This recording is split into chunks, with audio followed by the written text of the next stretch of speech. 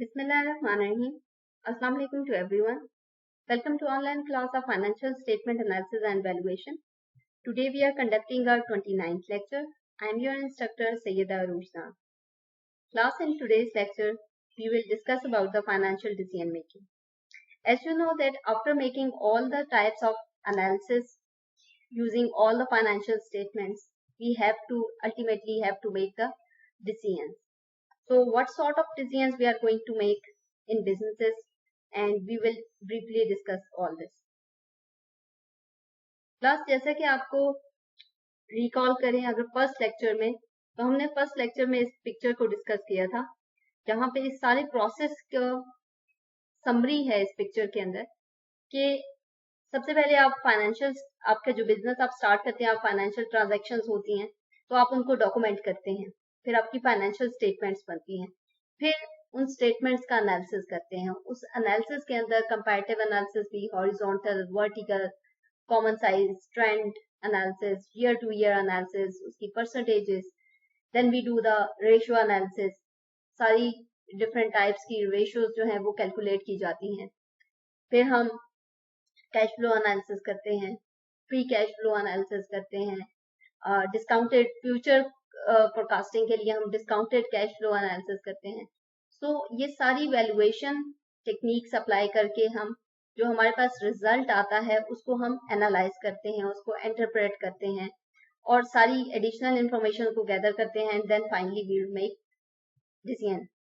तो decision making के अंदर हमारे पास operating decisions, investing decisions, financing decisions, mainly ये 3-4 टाइप्स के डिसीजंस होते हैं, डिविडेंड डिसीजंस वगैरह।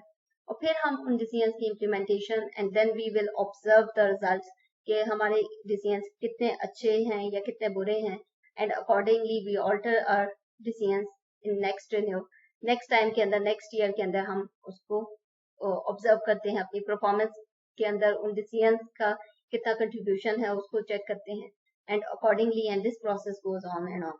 तो इस तरह ये एक प्रोसेस है, एक कॉन्टिन्यूस साइकिल है जो कि हर बिजनेस के अंदर चलता रहता है, एंड नेवर एंडिंग साइकिल। इसके अंदर हाल्ट नहीं आता, कोई ब्रेक नहीं है, इट्स अ कॉन्टिन्यूस प्रोसेस। किसी बिजनेस के अंदर इस ये जो साइकिल है ये बहुत स्पीड से चलता है, किसी बिजनेस के अंदर बहुत स्लोली चलता है, 2-3 साल में एक साइकिल कंप्लीट होता है, किसी के अंदर विद इन 1 ईयर कंप्लीट हो जाता है। So it all depends nature of the business और जो भी काम वो करते हैं, प्रोडक्शन या सर्विसेज, तो उस पर डिपेंड करता है।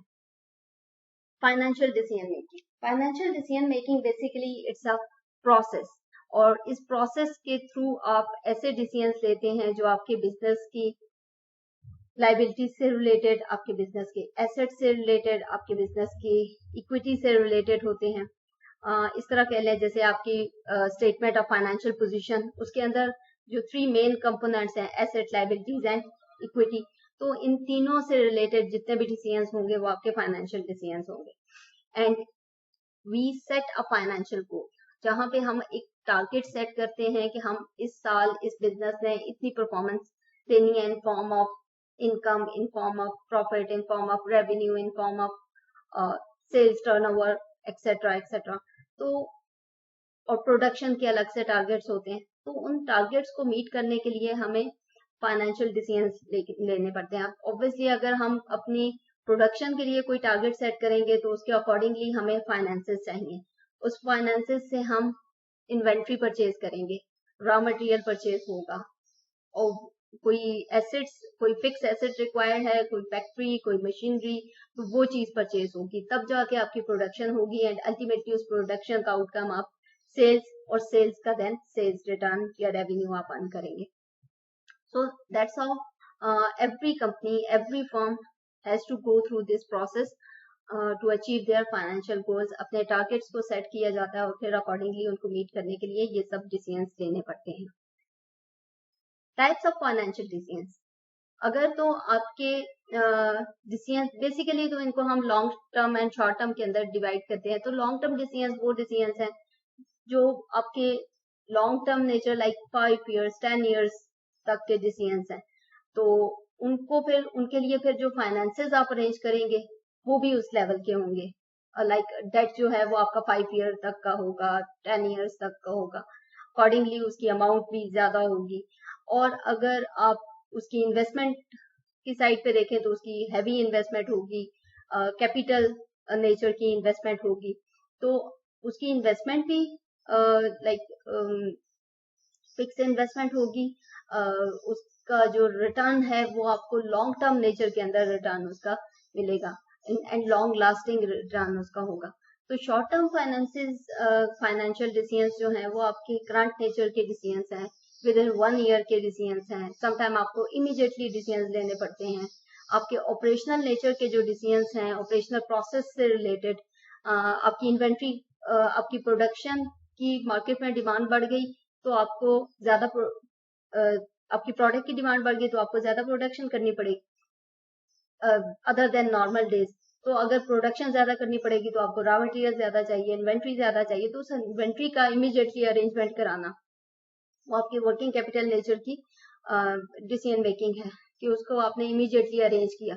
उस अरेंजमेंट के लिए फाइनेंसेस का अरेंजमेंट करना, तो वो शॉर्ट टर्म बोरोइंग की तरफ आप जाएंगे। तो इस तरह के जितने भी ये सारे जो डिसीजंस हैं ये इंटर रिलेटेड है कि आपने फाइनेंसेस अरेंज करने हैं, उससे इन्वेंट्री परचेज करनी है, उससे आपकी प्रोडक्शन बढ़ेगी, फिर आप मार्केट की डिमांड को फुलफिल कर सकते हैं। तो ये जो शॉर्ट टर्म नेचर के डिसीजंस हैं ये भी फाइनेंशियल डिसीजंस हैं। और बेसिकली जो हम इस लेक्चर के अंदर डिसीजन जो हर बिजनेस, हर कंपनी, हर फर्म जो है वो उनको लेने पड़ते हैं, वो डिसीजन डिस्कस करेंगे। सबसे पहले इन्वेस्टमेंट डिसीजन, और इसको हम कैपिटल बजटिंग डिसीजन भी कहते हैं। देन फाइनेंसिंग डिसीजन, इसको हम कैपिटल स्ट्रक्चर डिसीजन मेकिंग भी कहते हैं। देन डिविडेंड डिसीजन, कि जहां पे आप अपने इक्विटी होल्डर्स को डिविडेंड पे करते हैं, और डिविडेंड जो आपकी प्रॉफिट आप अर्न करती है बिजनेस, उसमें से आप उनका share, some sort of percentage उनको अपने शेयर होल्डर्स को देते हैं as a share of profit कह लें, या एज अ कंट्रीब्यूशन के जो उन्होंने थ्रू इक्विटी आपके बिजनेस के अंदर कंट्रीब्यूट किया, तो उसका रिटर्न उनको डिविडेंड की फॉर्म में मिलता है। Then working capital management decisions, कि जैसे मैंने अभी कहा, अब वर्किंग कैपिटल क्या होता है? Current asset minus current liability. अब करंट एसेट्स के अंदर जितने भी एसेट्स इन्वॉल्व हैं, इन्वेंट्री है, अकाउंट रिसीवेबल्स हैं, सो वो जितने भी उससे, तो अकाउंट रिसीवेबल है तो आपकी क्रेडिट पॉलिसी के सारे डिसीजंस, इन्वेंट्री है तो आपकी इन्वेंट्री के डिसीजंस, रॉ मटेरियल वगैरह के डिसीजंस, तो और कैश रिलेटेड डिसीजंस, आपकी लिक्विडिटी डिसीजन मेकिंग आप डिपेंड करती है उसके ऊपर। तो ये सारे वो डिसीजंस हैं जो आपके वर्किंग कैपिटल नेचर के हैं, कि आपके करंट एसेट्स से रिलेट कर रहे हैं। फिर आपके पेबल्स, कि अगर आपका जो कलेक्शन साइकिल है वो तेज है, आप अकाउंट रिसीवेबल टाइमली कलेक्ट करते हैं और पेबल्स आपका लेट है, तो इट मीन्स कि आपके पास ठीक ठाक अमाउंट जो है वो कैश की अवेलेबल होती है, तो फिर आप उसको कहीं पे इन्वेस्ट कर सकते हैं। लेकिन अगर आपका पेबल्स जो है वो साइकिल जो है वो पेबल्स पेमेंट साइकिल वो फास्ट है और रिसीवेबल स्लो है, तो इट मीन्स कि आपके पास, आपकी कंपनी के पास कैश की शॉर्टेज रहेगी, तो लिक्विडिटी नेचर की प्रॉब्लम्स आ सकते हैं। तो इस तरह के ये जो डिसीजन मेकिंग है वो वर्किंग कैपिटल मैनेजमेंट के अंदर, डिसीजंस के अंदर ये सारे देखे जाते हैं। एक एक करके हम इन 4 डिसीजंस को डिस्कस करते हैं। इन्वेस्टमेंट डिसीजन, जैसा कि इसके नाम से आपको आइडिया हो जाना चाहिए कि जहां पे हम इन्वेस्टमेंट कर रहे हैं, और इसको कैपिटल बजटिंग इसलिए कहते हैं कि जैसे आप बजट प्रिपेयर करते हैं कि इस साल हमने ये बजट प्रिपेयर किया और इस बजट के अंदर हमने इस पर्टिकुलर एसेट के अंदर ये चीज परचेज करनी है, यहाँ पे कोई कहीं पे आपने किसी प्रोजेक्ट के अंदर इन्वेस्ट करना है, कहीं पे आपने अपने एम्प्लॉयज के ऊपर इन्वेस्ट करना है, वो भी आपकी इन्वेस्टमेंट होती है, कंपनीज की इन्वेस्टमेंट होती है, उनको बेनिफिट्स देना, उनकी सैलरी राइज वगैरह, ये भी सॉर्ट ऑफ इन्वेस्टमेंट है। तो उसका ऑब्वियसली रिटर्न आपकी फिर परफॉर्मेंस के अंदर, आपकी प्रोडक्ट की क्वालिटी के अंदर आपको मिलता है। तो ये सॉर्ट ऑफ ये सारे वो डिसीजंस हैं कि जहाँ पे जैसे किसी बजट के अंदर आप एलोकेट करते हैं अपनी अमाउंट को, कि आपने इस ए प्रोजेक्ट के अंदर इतना देना है, बी के अंदर इतना देना है, सी के अंदर इतना देना है। लाइकवाइज इन्वेस्टमेंट डिसीजंस के अंदर भी हमें इसी तरह करना होता है कि हम फिक्स एसेट्स के अंदर हमने क्या परचेज करना है, property, plant, equipment, land, factory, कोई मशीनरी, क्या क्या चीज परचेज करनी है, हमने वहां पे इन्वेस्टमेंट हमारे लिए करना बेहतर है, या हमें ऑपरेशनल एक्टिविटीज के अंदर करंट नेचर की जो करंट एसेट्स हैं वहां पे इन्वेस्टमेंट करना ज्यादा बेहतर है। तो हमें इससे रिलेटेड सारे डिसीजंस जो हमारे होंगे वो इन्वेस्टमेंट डिसीजंस होंगे। तो जहां पे करंट एसेट्स की बात आएगी तो वो यूजली शॉर्ट टर्म नेचर के इन्वेस्टमेंट डिसीजन होंगे। तो इन्वेस्टमेंट डिसीजंस भी लॉन्ग टर्म भी हो सकते हैं, शॉर्ट टर्म भी हो सकते हैं। जो इन्वेस्टमेंट डिसीजंस आपके लॉन्ग टर्म इन्वेस्टमेंट डिसीजंस हैं उनको हम कैपिटल बजटिंग के, वो कैपिटल नेचर के हैं, वो फिक्स नेचर के हैं, वो लॉन्ग टर्म रिटर्न देंगे आपको, तो उनको हम कैपिटल बजटिंग डिसीजंस या लॉन्ग टर्म इन्वेस्टमेंट डिसीजंस कहते हैं। और जो जैसे कि अभी करंट एसेट्स की मैंने बात की, अगर आपकी इन्वेस्टमेंट करंट एसेट्स के अंदर है तो वो आपके शॉर्ट टर्म नेचर के या वर्किंग कैपिटल नेचर के डिसीजंस हैं, ऑपरेटिंग नेचर के डिसीजंस है। करंटली आपको इन्वेंट्री चाहिए, आपको रिसीवेबल्स के ऊपर डिसीजंस लेने हैं, अपनी क्रेडिट पॉलिसी को एडजस्ट करना है, तो इस तरह के जितने भी डिसीजंस हैं वो आपके शॉर्ट टर्म इन्वेस्टमेंट नेचर के डिसीजंस हैं।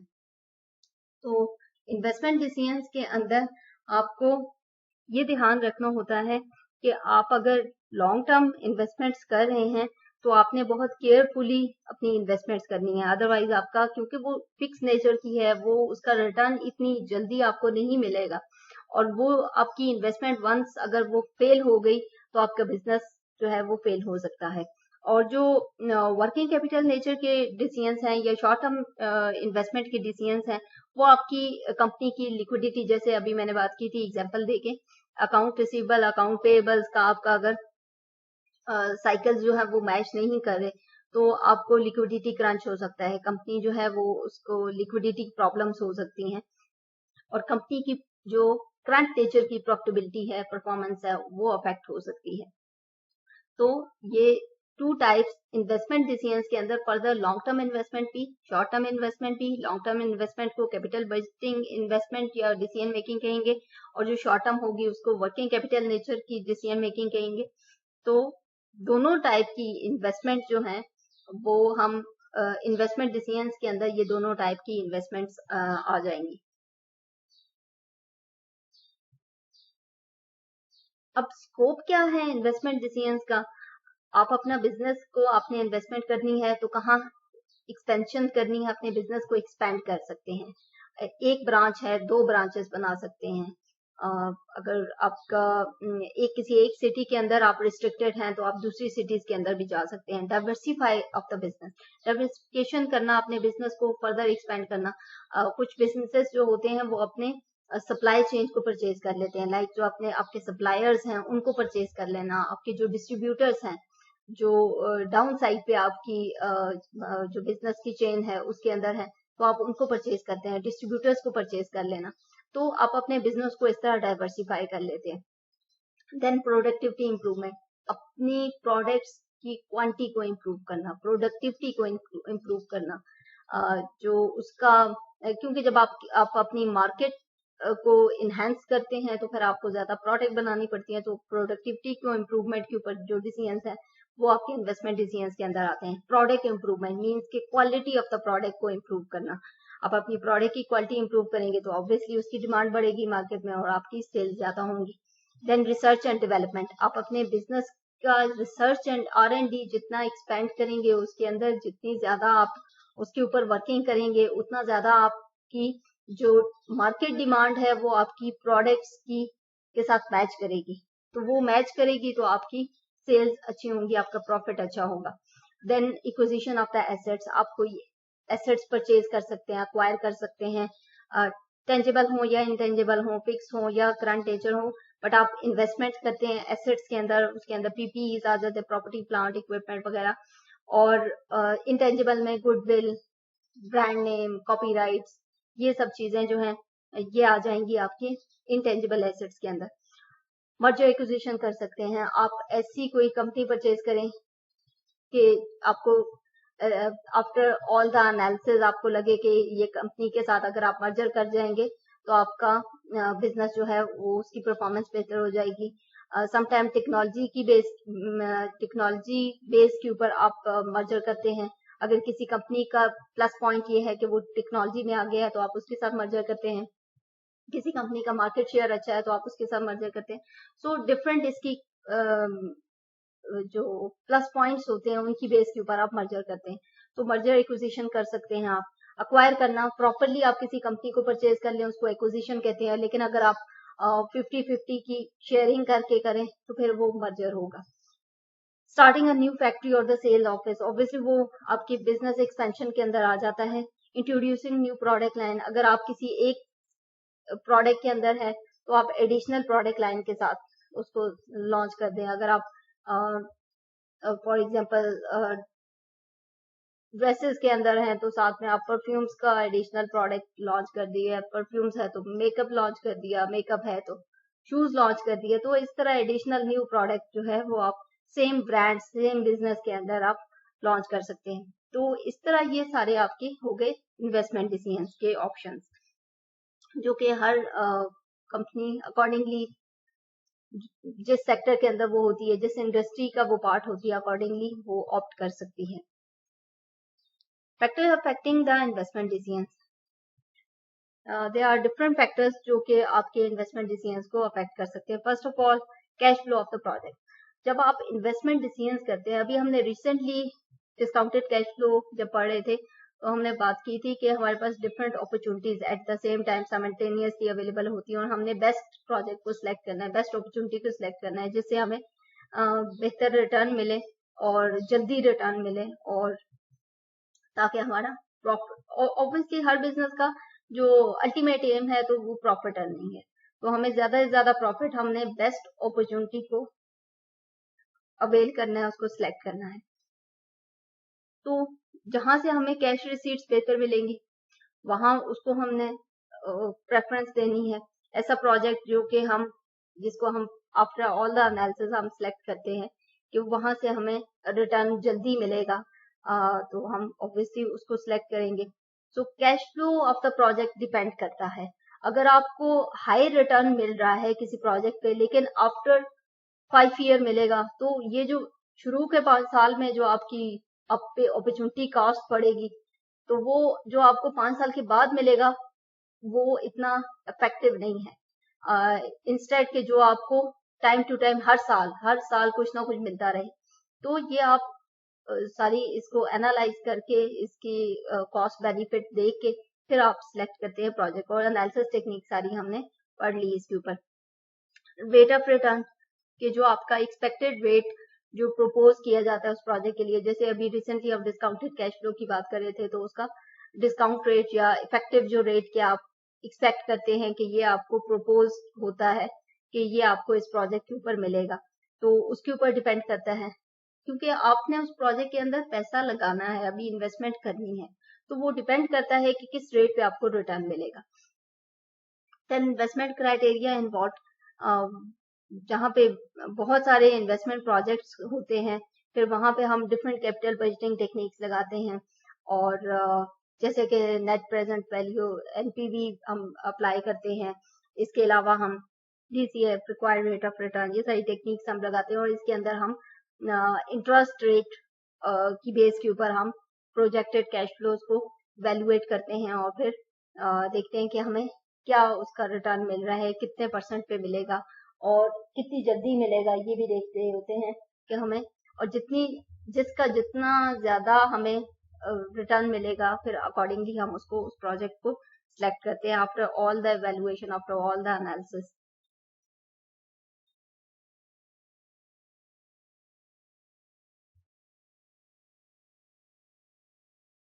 सो जो आपका इन्वेस्टमेंट डिसीजंस है वो आप ऑब्वियसली तभी कर सकते हैं जब एक साइड से आपका फाइनेंसिंग अरेंजमेंट हो चुका हो। तो जो second type of decision making हम स्टडी करते हैं फाइनेंस के अंदर, वो है फाइनेंसिंग डिसीजन। तो फाइनेंसिंग डिसीजन बेसिकली आपका कंसर्न है कि आप पैसा कहाँ से आएगा, आप फाइनेंस कहाँ से अरेंज करेंगे, फाइनेंस को किन किन सोर्सेज से आपने अरेंज उसको किया हुआ है। आप उसको डेट से अरेंज करेंगे कि इक्विटी से अरेंज करेंगे। डेट के अंदर आपके पास डिबेंचर्स हैं, बॉन्ड्स हैं, बैंक लोन है, और इक्विटी के अंदर आपके पास इक्विटी शेयर्स है, प्रेफरेंस शेयर्स हैं। सो आप और आपने सिलेक्शन करनी है कि बेस्ट मिक्स जो है वो आपने सिलेक्ट करना है। डेट कितना लेना है इस कंपनी ने, इक्विटी कितना रखना है, क्योंकि उसकी डेट के ऊपर भी आपको कॉस्ट पेयर करनी पड़ती है इन फॉर्म ऑफ इंटरेस्ट, और जो आप इंस्टॉलमेंट पे करते हो, और साथ में आपने प्रिंसिपल अमाउंट भी वापस करनी है, प्लस आपने उसके ऊपर इंटरेस्ट वापस रिटर्न करना है बैंक को, और इक्विटी के ऊपर भी आप कॉस्ट पेयर कर रहे होते हो। इक्विटी के ऊपर आपको डिविडेंड पे करना पड़ता है, प्लस आपको अपनी जो कंपनी की ऑनरशिप है उस पे कॉम्प्रोमाइज करना पड़ता है।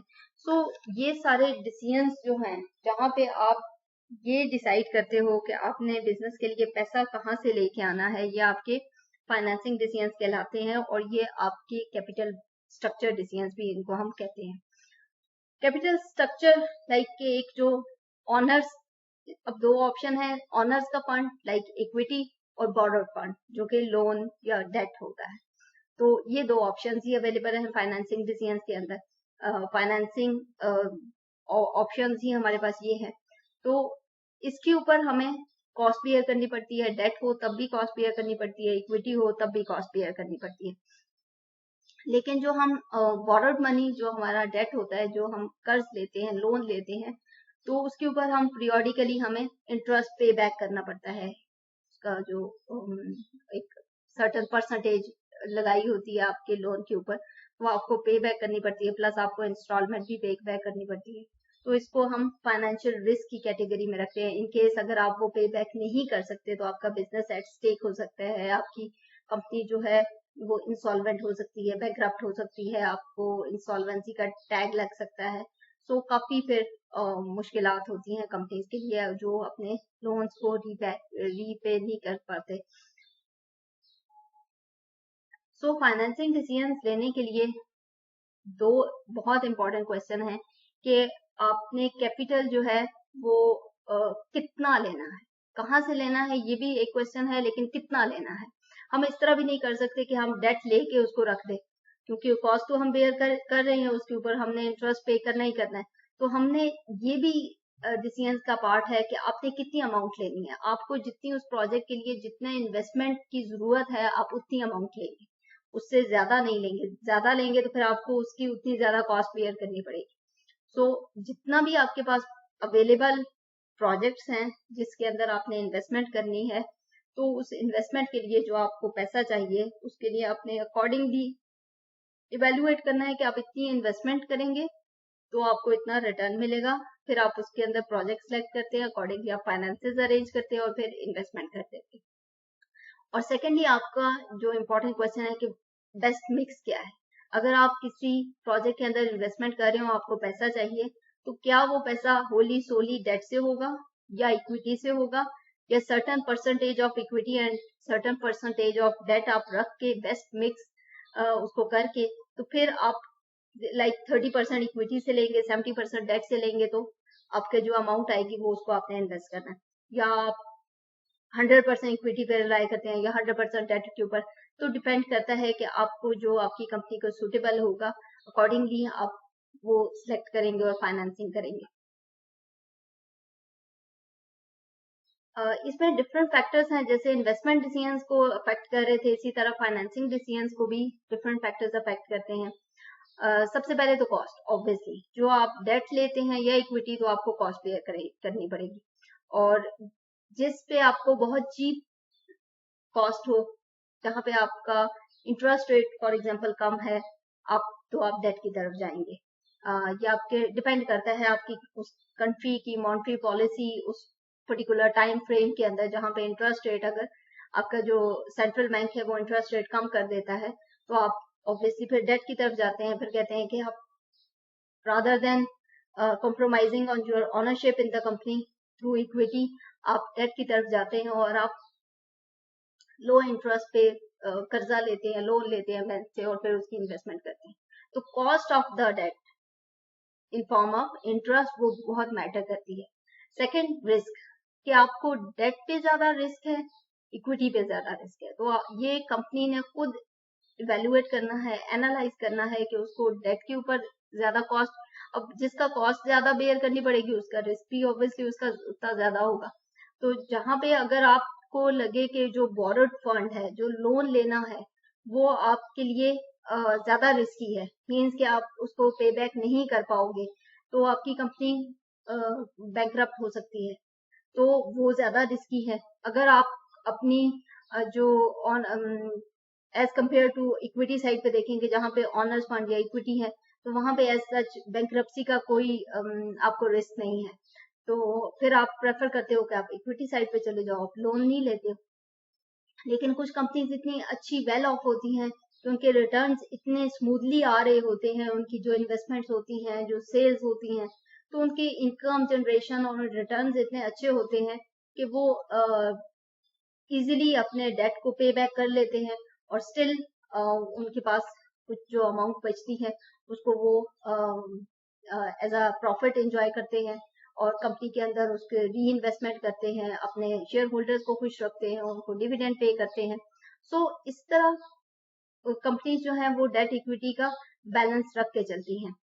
लेकिन कुछ कंपनीज जो हैं जहां पे उनको ये लगता है कि वो अगर इक्विटी साइड पे चली जाएंगी तो उनको अपनी ऑनरशिप हाथ से होना पड़ेगा। तो जाहिर बात है, जब आपकी ऑनरशिप एट स्टेक हो कि आपको अपनी ऑनरशिप डाइल्यूट करनी पड़े, तो फिर आप इक्विटी साइड पे कोशिश करते हैं कि आप उस साइड पे ना जाएं। तो ये डिपेंड करता है, बिजनेस की नेचर पे डिपेंड करता है। कुछ कंट्रीज के अंदर ऐसे बिजनेसेस होते हैं जहां पे वो फैमिली ओरिएंटेड होते हैं, वो इस चीज को प्रेफर नहीं करते कि वो कोई आउटसाइडर आके आपकी इक्विटी के अंदर इन्वेस्ट करके आपकी ऑनरशिप का पार्ट बन जाए। तो ऐसे पर्टिकुलर केसेस के अंदर वो डेट प्रेफर करते हैं। तो डिपेंड करता है कि कंपनी डेट के ऊपर चलना चाहती हैं या इक्विटी के ऊपर चलना चाहती हैं। प्लस आपकी ऑनरशिप एट स्टेक के अलावा आपका, अगर आप इक्विटी इशू करते हैं तो आपको जो फ्लोटिंग कॉस्ट या चार्जेस पड़ते हैं, जो आपका ब्रोकर है उसको आप ऑब्वियसली शेयर्स को मार्केट के अंदर आपने फ्लोट करना है, आपने शेयर्स, तो उसके लिए आपको कमीशन पे करने पड़ते हैं, अंडरराइटर्स की फी पे करनी पड़ती है, प्रोस्पेक्टस एक्सेट्रा एक्सेट्रा। तो ये स्टॉक मार्केट के जितने भी स्टेक होल्डर्स हैं, तो आपको आपने सबको इंगेज रखना होता है, तो वो आपकी कंपनी के ऊपर काफी उसका कॉस्ट पड़ जाती है। तो जितनी ज्यादा फिर आपकी ये इस तरह की इक्विटी से फाइनेंसिंग करने के लिए जो आप कॉस्ट बियर करेंगे, तो जितनी ज्यादा वो कॉस्ट होगी उतना फिर आपको ये ऑप्शन जो है वो इतना अट्रैक्ट नहीं करेगा। आपको लगेगा कि इसके ऊपर आपको ज्यादा कॉस्ट पड़ रही है एज कम्पेयर टू आपकी जो डेट इशुएंस है। आप डेट के थ्रू करें तो आपको इतनी कॉस्ट नहीं बियर करनी पड़ेगी। तो आप एक कॉस्ट एंड बेनिफिट एनालिसिस करते हैं डेट और इक्विटी का, कि किसके ऊपर आपको कॉस्ट ज्यादा बियर करनी पड़ती है, तो फिर आप उस ऑप्शन की तरफ नहीं जाते। तो जहां से आपको ज्यादा बेनिफिट हो रहा है तो आप उस ऑप्शन को अडॉप्ट करते हैं। Another factor is cash flow position of the business. In case आपका बिजनेस जो है, जैसे मैंने अभी बताया कि आप बहुत स्मूथली रन कर रहे हैं, इनकम जनरेशन हो रही है, आपके कलेक्शन साइकिल्स बहुत फास्ट चल रहे हैं, तो आपके साथ साथ रेवेन्यूज आ रहे हैं, और उन्हीं रेवेन्यूज में से आपने अपनी जो इंटरेस्ट है, जो बॉर्डर फंड है, इंस्टॉलमेंट्स है, वो पे करनी है। तो अगर इस तरह की पोजीशन है आपके बिजनेस के लिए, तो फिर तो debt is not an issue. आप डेट इजिली इशू उसको यूज कर सकते हैं, फाइनेंसिंग डेट के थ्रू कर सकते हैं। कंट्रोल कंसिडरेशन, जैसे कि अभी इक्विटी के केस में ऑनरशिप की बात की थी, कि आप अगर अपने बिजनेस की ऑनरशिप को डाइल्यूट नहीं होना चाहते, आप चाहते हैं कि आपकी जो ऑनरशिप है वो कंसंट्रेटेड एक कुछ लोगों के हाथ में ही रहे, तो फिर आप इक्विटी साइड पे इतना नहीं जाते, क्योंकि आपको वहां पे आपकी ऑनरशिप एट स्टेक हो जाती है। बिजनेस को फाइनेंस करने के चक्कर में आप फिर अपने बिजनेस का जो कंट्रोल है वो लूज कर लेते हैं। State of the capital markets, अब जैसे मैंने अभी एक एग्जांपल दी थी कि आपकी जो कंट्री की पॉलिटिकल इकोनॉमिक सिचुएशन है वो भी बहुत मैटर करती है। ये एक्स्ट्रा फैक्टर्स हैं जो आपके बिजनेस के ऊपर डायरेक्टली इनडायरेक्टली अफेक्ट करते हैं। तो जब आपकी कंट्री की इकोनॉमिक कंडीशन बेहतर होती है, आपकी कंट्री के अंदर पॉलिटिकली स्टेबिलिटी रहती है, इकोनॉमिक स्टेबिलिटी रहती है, तो फिर आपके जो इंटरेस्ट रेट, मॉनेटरी पॉलिसी, वो भी आपको सपोर्ट कर रही होती है। तो अगर तो वो सपोर्ट कर रही हैं, उनका इफेक्ट ये होता है कि फिर आपकी कंपनी के इकोनॉमिक फैक्टर्स बेहतर होते हैं, तो आपकी कंपनी की जो मार्केट्स हैं, कैपिटल मार्केट, मनी मार्केट, वो भी बहुत ही स्टिमुलेट होती है, बहुत ही एक्टिवली चल रही होती है। और ऐसे केस के अंदर फिर आपकी शेयर प्राइसेस और मार्केट सप्लाई डिमांड्स और ये सब चीजें बहुत एक्टिवली चल रही होती हैं, और आपको भी उसका फायदा होता है। As a company, as a business, आप भी उसको कहीं ना कहीं आपको भी उसका डायरेक्ट एंड डायरेक्ट आप उसको इंजॉय करते हो उस बेनिफिट को। लेकिन अगर कंपनी आपकी एक्सटर्नल मार्केट्स डाउन है, आपकी कैपिटल मार्केट डाउन है, आपकी स्टॉक मार्केट डाउन है, आपकी कंट्री की इकोनॉमिक कंडीशन बेहतर नहीं है, तो वो डायरेक्टली इनडायरेक्टली आपको अफेक्ट करेगा, आपको बिजनेस को अफेक्ट करेगा। और ऐसे केस के अंदर जब आपका इकोनॉमिक डाउन टर्न हो, तो फिर वहां पे आपकी शेयर्स की प्राइस जो है वो भी गिर जाएगी, फिर वहां से भी आपको एज सच कोई फायदा नहीं होगा। तो इक्विटी साइड की फाइनेंसिंग का एज सच फिर आप उससे इतना बेनिफिट नहीं ले सकते। और लाइकवाइज अगर आपकी कंट्री जो है इकोनॉमिक बूम है, आपकी मार्केट्स अच्छी रन कर रही हैं, आपकी शेयर प्राइस बढ़ रही है, तो आप उसको उससे फायदा ले सकते हैं, और आप इक्विटी से फाइनेंसिंग करके अपने बिजनेस को भी कम कॉस्ट के ऊपर। तो अल्टीमेटली फाइनेंसिंग डिसीजंस के अंदर हमने डेट लें या इक्विटी, हम कॉस्ट बेनिफिट देखते हैं कि किसकी कॉस्ट ज्यादा है, तो हम उसकी तरफ फिर अवॉइड करते हैं, और जिससे बेनिफिट ज्यादा हो, जिसकी कॉस्ट कम हो, तो हम उस ऑप्शन को अडॉप्ट करते हैं। सो इस तरह हमने डिसीजन मेकिंग करनी होती है, इन्वेस्टमेंट और फाइनेंसिंग डिसीजंस आज हमने ये देखे हैं इस लेक्चर के अंदर। नेक्स्ट टाइम हम जो फर्दर जो हम दो डिसीजन मेकिंग प्रोसेसेस हैं उनको डिस्कस करेंगे, डिविडेंड डिसीजंस और वर्किंग कैपिटल नेचर के जो डिसीजंस होते हैं उनको डिस्कस करेंगे। Any question and queries are most welcome. Thanks for joining. अल्लाह हाफिज।